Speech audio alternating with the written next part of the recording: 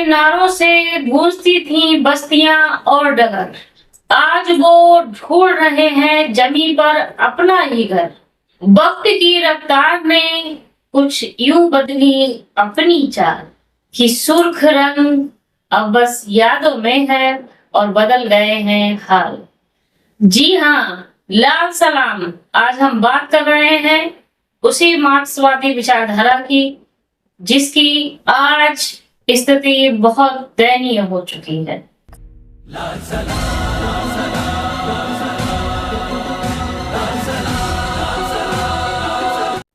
बिल्कुल।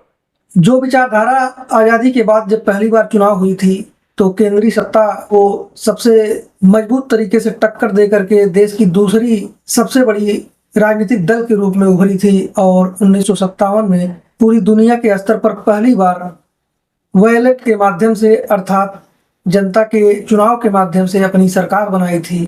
और आज 2026 के हालात इस कदर उसके लिए बदल गए कि उसके सारे सुपड़े साफ हो गए और किसी भी राज्य में अपनी सरकार नहीं बना पाई। और हम बात कर रहे हैं वामपंथ की। सही कहा आपने।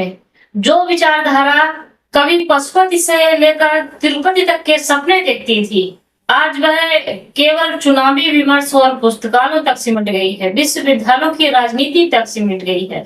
ऐसा क्यों हुआ? देखते हैं इसका पूरा सफर।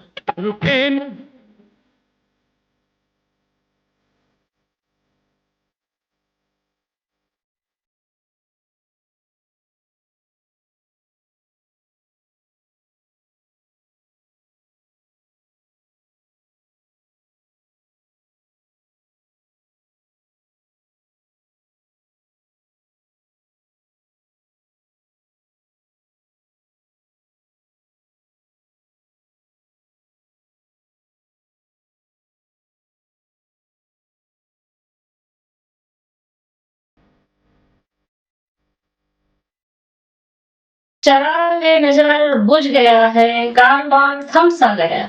जो कभी तूफान था आज एक सहमा हुआ लम्हा सा है। नमस्कार साथियों, मैं हूं मनु शांति प्रिया और मेरे साथ हैं मिस्टर अष्टभुजा सिंह।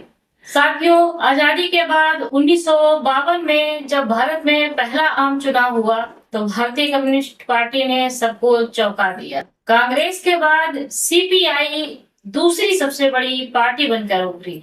और ये आश्चर्य करने वाली बात नहीं है, उस समय वामपंथ को भारत के एक उज्जवल भविष्य के रूप में देखा जा रहा था। उनके पास प्रखर और बुद्धिजीवी और जमीनी नेताओं की एक ऐसी फौज थी जिसने तेलंगाना सशस्त्र आंदोलन से अपनी पैठ बनाई थी। जो पार्टी सीधे जवाहरलाल नेहरू को टक्कर दे रही थी, आज वो पार्टी इस तरह की स्थिति में क्यों आ गई है? बिल्कुल सही कह रही है मनु जी आप कि जो पार्टी इतने सशक्त तरीके से उठी थी और जनता और जमीन से जुड़े हुए मामलों को देखती थी और आम लोगों से मजबूत जुड़ाव अपना रखती थी और आज़ादी के बाद एक गोल्डन एरा से गुजर रही थी, तथा जिसने पूरी दुनिया को सिखाया कि कम्युनिज्म और लोकतंत्र एक साथ चल सकते हैं और विश्व के लिए मॉडल बन सकते हैं। तथा केरल में उसने अपने मॉडल की नींव भी रख दी थी और शिक्षा और स्वास्थ्य में क्रांति लाई थी। और EMS नंबूदरीपाद के नेतृत्व में बंदूक के दम पर नहीं बल्कि बैलेट के जरिए अपना परचम लहरा रही थी। सही कहा आपने। 1957 में जब केरल में उनकी सरकार बनी तो केरल वासियों के अंदर ये ऊर्जा और उत्साह था कि अब उनकी स्थिति में एक आमूलचूल परिवर्तन होगा। और यही स्थिति कमोबेश पश्चिम बंगाल और त्रिपुरा में भी थी, जहां बंगाल में 34 साल और त्रिपुरा में 25 साल राज करने के बाद ये पार्टी सत्ता के अहंकार और कैडर की हिंसा में फंस गई। गौर करने वाली बात है कि 2004 में लोकसभा में वामपंथियों के पास 60 सीटें थी और ये गौरतलब है कि 2019 और 2024 आते आते ये सीटें 3 से 4 सीटों में सिमट गई। बंगाल जहां 30 साल इनका एक छत्र राज था, आज वहां इनका एक भी विधायक और सांसद नहीं।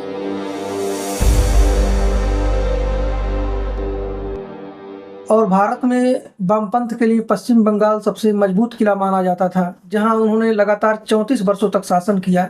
और सबको पता है कि इंदिरा गांधी के समय में जब देश में आपातकाल की स्थिति हुई थी और इमरजेंसी लगाया गया था भारतीय संविधान के अनुच्छेद 352 का प्रयोग करते हुए, तो उसी समय 77 में ज्योति बसु ने वाम मोर्चा को नेतृत्व प्रदान करते हुए अपनी सरकार बनाई थी और लगातार 23 साल तक मुख्यमंत्री बनकर एक लंबा रिकॉर्ड दर्ज करा दिया था इतिहास के पन्नों में। ये उनका समय सचमुच में भारत में एक रिकॉर्ड है। बिल्कुल, और दूसरों के लिए एक नजीर थी। और उनके उस मानवीय और कल्याणकारी काम को कौन भूल सकता है। जी हाँ, उन्होंने ऑपरेशन बरगा के तहत बटाईदारों को उनके जमीन का अधिकार दिलाया था और इस ऑपरेशन बरगा के जरिए उन्होंने बंगाल की जनता में, विशेष रूप से ग्रामीण जनता में जो अपनी मजबूत पैठ और जगह बना ली थी, वह दूसरे दल के नेताओं के लिए एक केस स्टडी और सीख बन गई थी।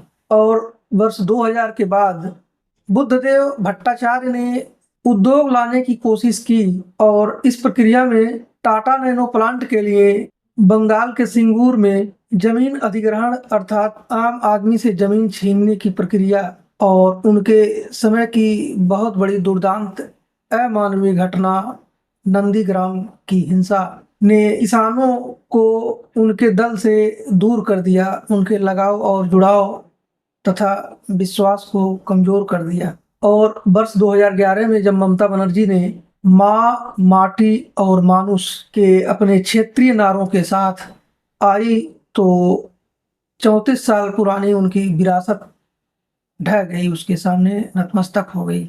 और आज बंगाल विधानसभा में वामपंथियों की स्थिति लगभग नगण्य सी हो गई है। और ऊपर से जो केंद्र की सत्ता बीजेपी, उसने जो सारे राजनीतिक हथकंडे और सरकारी मशीनरी का प्रयोग जिस तरह से किया, उसके आगे कौन टिक सकता है। और महज एक सीट पर सिमट के रह गई है 2026 में बंगाल में अपने गढ़ में। वहीं त्रिपुरा में वामपंथ ने जनजातीय लोगों के अधिकारों की लड़ाई लड़कर वहां की सत्ता में अपनी जगह बनाई। नृपेंद्र चक्रवर्ती ने जमीनी स्तर पर पार्टी को खड़ा किया और जबकि माणिक सरकार ने 20 साल 1998 से लेकर 2018 तक पूरे 20 साल मुख्यमंत्री के रूप में कार्य किया। और उन्हें ये कहा जाता है कि माणिक सरकार जो थे वो भारत के पहले ऐसे मुख्यमंत्री थे जो बहुत ही सादा और गरीबी में जिन्होंने जीवन जिया। और वामपंथी शासन की एक सबसे बड़ी कामयाबी ये रही कि उनके शासन में वहां त्रिपुरा में उग्रवाद कम हुआ और साक्षरता बढ़ी। और गौरतलब है कि जो जिनको 7 सिस्टर्स कहा जाता है, उन 7 राज्यों के लिए माणिक सरकार का शासन एक मील का पत्थर था और एक बहुत ही अद्भुत सत्ता का उदाहरण के रूप में उनकी गवर्नमेंट उभर के आई थी।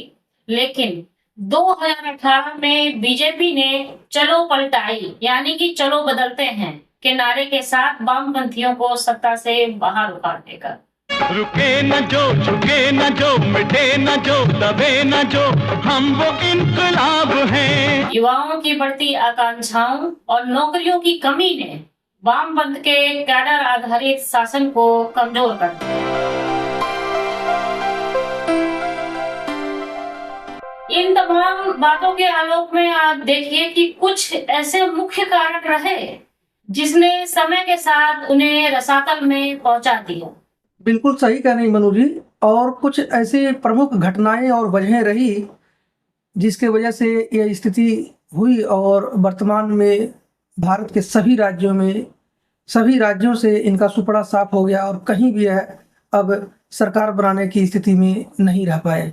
उन कारणों की अगर हम पड़ताल करें तो जो सबसे प्रमुख कारण निकल कर आता है वो है वैचारिक जड़ता की। आपको बता दें कि दुनिया बदल गई, तकनीक का मॉडल इतना निखर गया और आधुनिक हो गया, लेकिन वामपंथ की नीतियां वही अपने दशकों पुराने 70-80 के दशक के इर्द गिर्द घूमती रही और इन्होंने युवाओं से अपनी दूरी बना करके रखा। जबकि आज का युवा हड़ताल और आंदोलन के बजाय आईटी स्टार्टअप और ग्लोबल जॉब्स चाहता है। सही कह रहे हैं आप।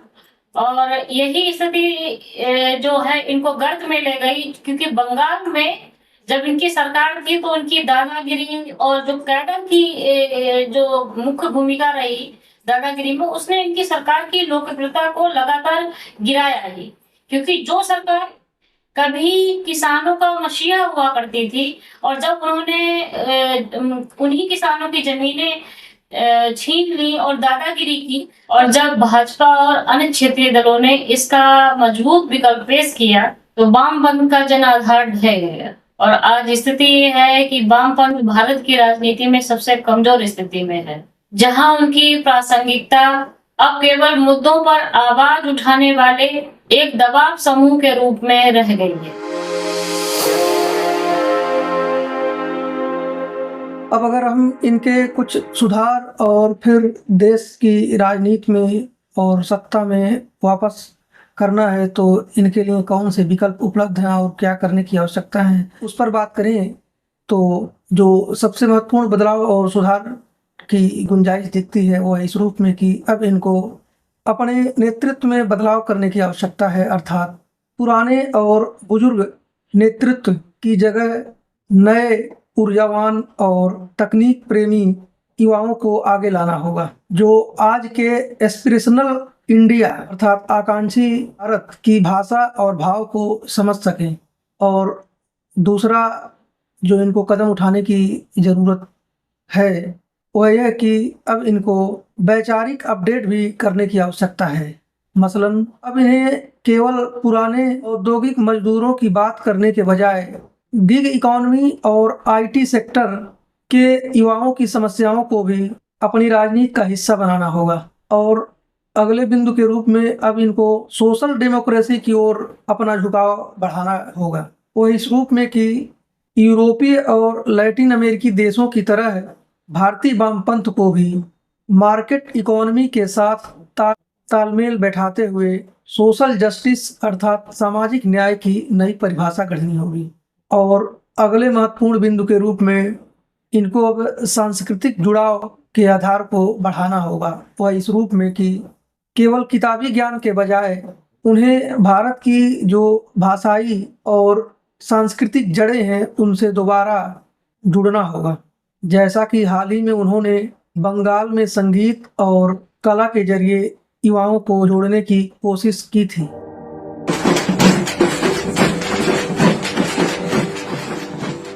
तो साथियों, भारतीय राजनीति के फलक पर वामपंथ का वर्तमान संकट केवल एक चुनावी हार नहीं बल्कि एक वैचारिक विस्थापन है। 1952 में दूसरी सबसे बड़ी शक्ति के रूप में उभरने से लेकर 2026 में शून्य सत्ता का सफर ये दर्शाता है कि लाल सलाम की राजनीति बदलते समय की नब्ज आकांक्षी भारत को पहचानने में विफल रही। जहां केरल का मॉडल साक्षरता का मिसाल बना, वहीं बंगाल और त्रिपुरा में सांगठिक जड़ता और तकनीकी के प्रति उदासीनता ने उसे जनता से दूर कर दिया। अब जब भारत का युवा डिजिटल अर्थव्यवस्था, स्टार्टअप और सांस्कृतिक राष्ट्रवाद की ओर अग्रसर है, तब वामपंथ का पुराना वर्ग संघर्ष का ढांचा अप्रासंगिक होता जा रहा है। और बंगाल में भाजपा का अभूतपूर्व उदय और केरल में वामपंथ के आखिरी किले का ढहना ये स्पष्ट संदेश देता है कि यदि कोई भी विचारधारा अपडेट नहीं करती है तो वह शासन से निकलकर केवल अकादमिक बहसों और इतिहास के पन्नों तक सीमित रह जाती है। आने वाले समय में वामपंथ की वापसी तभी संभव है जब वे 100 साल पुरानी लाल किताब की रूढ़िवादिता को छोड़कर 21वीं सदी की भारतीय वास्तविकताओं के साथ नया वैचारिक समझौता करें। और जैसा कि आप सभी जानते हैं कि कोई भी व्यक्ति हुआ, कोई भी विचारधारा हुई, कोई भी संस्था हुई, कोई भी मूलभूत ढांचा हुआ, जब तक कि वो समय के साथ स्वयं को अपडेट नहीं करता, तब तक उसका विलीन होना स्वाभाविक हो जाता है। तो ये तो रही आज की चर्चा की बात। क्या होगा वामपंथ का और क्या होगा उनकी आने वाली सत्ता का भविष्य, ये उनकी नीतियां ही तय करेंगी। लेकिन आप अपनी नीति तय कीजिए और वोट अवश्य दीजिए और वोट चोरी पर आवाज भी उठाइए। तो आज की चर्चा में इतना ही साथियों, मिलते हैं अंतर्दृष्टि के अगले अंक में। तब तक आप सभी अपना ख्याल रखिएगा और हमें अपने विचार और अपने प्रेम को कमेंट के माध्यम से अवश्य प्रेषित कीजिएगा और प्रस्तुति पसंद आई हो तो लाइक अवश्य कीजिएगा और चैनल सब्सक्राइब नहीं किया है तो आप सब्सक्राइब कर लीजिएगा, ऐसा मेरा निवेदन है। तो चलते हैं, मिलते हैं अंतर्दृष्टि के अगले अंक में। तब तक इजाजत दीजिए। नमस्कार। नमस्कार साथियों।